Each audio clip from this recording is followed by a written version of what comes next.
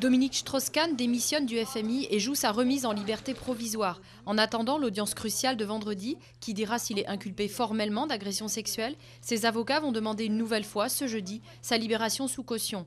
Leur client, qui a passé sa 3e nuit en prison, s'engage à rester en résidence surveillée à New York. DSK, lui, clame son innocence dans sa lettre de démission du FMI, sa première expression publique depuis son arrestation. La liste des prétendants s'allonge pour lui succéder. Les Européens veulent garder les rênes de l'institution et évoquent ouvertement la candidature de Christine Lagarde. Oussama Ben Laden salue le printemps arabe dans un message posthume. L'ancien chef d'Al-Qaïda appelle les musulmans à tirer avantage de l'opportunité historique que représentaient selon lui les révolutions tunisiennes et égyptiennes.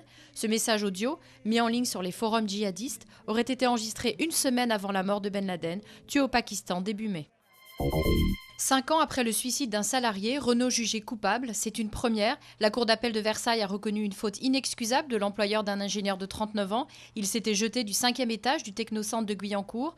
2 de ses collègues avaient eux aussi mis fin à leur jour sur ce même site. Leur cas sera examiné prochainement. C'est un aboutissement d'une bagarre sur les risques psychosociaux et sur les conditions de travail et la charge de travail des salariés sur le technocentre.